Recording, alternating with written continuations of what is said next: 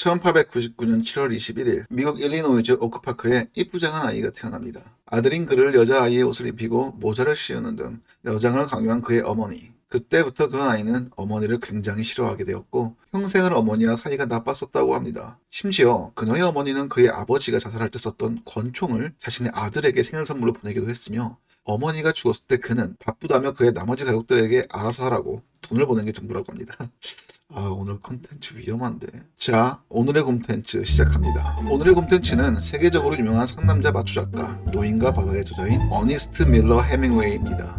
자, 계속해서 알아보자면 해밍웨이는 상남자다운 그의 아버지를 닮았었죠. 하지만 집안의 실세는 어머니였다고 합니다. 그래서인지 더 부드럽고 여성스러워지기를 강조한 어머니와 타고나길 상남자로 태어난 해밍웨이 마찰이 굉장히 심했다고 전해지죠. 위에서 언급했듯이 어머니는 그의 생일날 아버지가 자살했을 때 사용했던 권총을 선물로 보냈고 어머니가 죽었을 때 해밍웨이는 노인과 바다를 집필 중이었는데 바쁘니까 돈만 보내고 말았다고 합니다. 싫은가?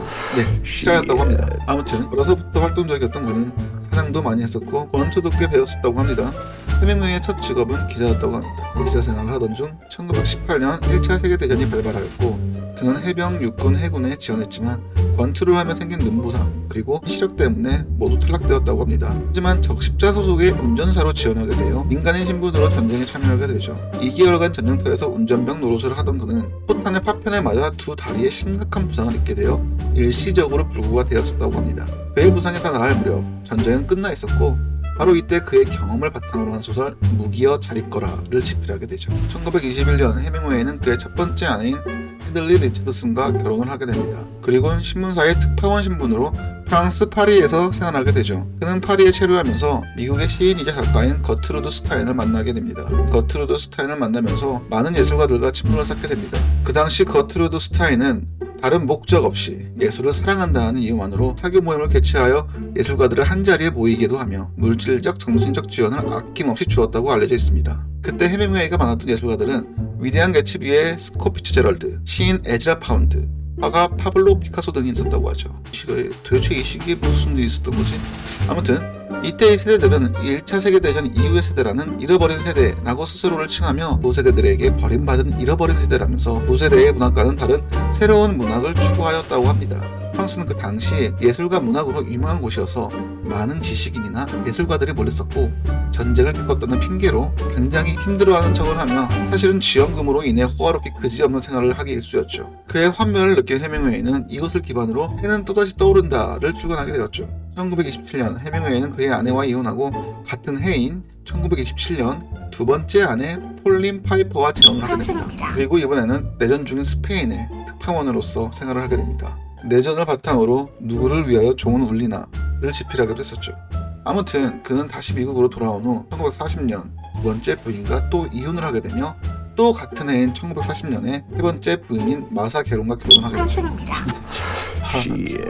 이게 뭐야 도대체. 2차 세계대전이 발발했을 때 해밍웨이는 런던에서 메리 웰시라는 여인을 만납니다. 네, 또 환승했네. 이번엔 그래도 1년 후인 1946년에 했습니다.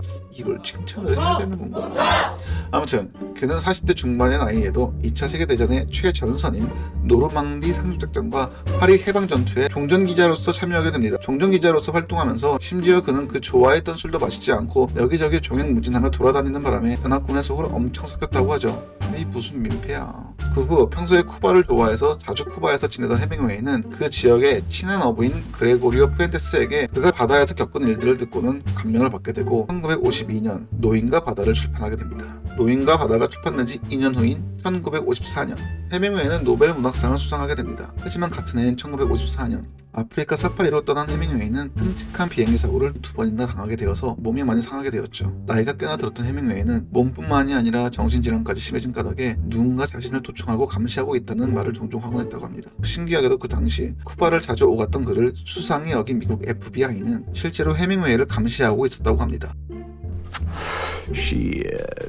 아무튼 계속해서 나이를 먹고 몸도 마음도 온전치 않았던 해밍웨이는 글을 계속해서 썼지만 써지지 않았고 몇 달을 내리 술을 마시며 괴로워했다고 합니다. 1961년 7월 2일 해밍웨이는 아내가 자고 있는 것을 확인한 후 총을 입에 물고 방아쇠를 당겨버립니다. 그는 그렇게 세상을 떠나게 되었죠. 상남자의 인생을 살았던 세기의 문학가 해밍웨이. 그의 수식어가 마초, 즉 상남자가 된 이유는 꽤나 많은데 일화를 몇 개 보면 2차 세계대전 당시 그는 노르망디에서 차를 몰다가 물탱크를 심하게 들이받아 뇌진탕에 걸려서 병원에 입원 후 절대 안정을 취해야 했지만 병원에서 몰래 도망나와 취재를 계속했었고, 그의 소설인 누구를 위하여 종을 울리다가 샘 우드라는 한 감독에 의해 영화화가 된 적이 있었는데, 시사회가 끝나고 영화가 마음에 들지 않았던 해밍웨이는 감독의 죽방을 있는 힘껏 때려서 코를 부러뜨리는가 하면, 그의 가슴털을 본 미국의 배우인 에드워드 체프먼이 가슴털에 대해 비아냥거리자 해밍웨이는 참지 않고 그대로 턱주가리를 돌려버렸다고 합니다. 이래저래 사건도 사고도 많았던 그의 화려하고 파란만장한 인생. 그의 사생활은 참 문제가 많았지만 그가 남긴 작품들은 문학계에 큰 획을 그었고, 그의 간결하고 노골적인 문체는 하드보일드 스타일이라 불려지며 아직까지도 수많은 사람들에게 사랑을 받고 있죠. 꽤나 많은 유명 예술가들의 사생활은 여지없이 참 복잡한데요. 예술가의 작품과 사생활은 함께 봐야 하는지 따로 봐야 하는지 오늘도 판단은 여러분의 몫입니다. 이상 곰이었습니다.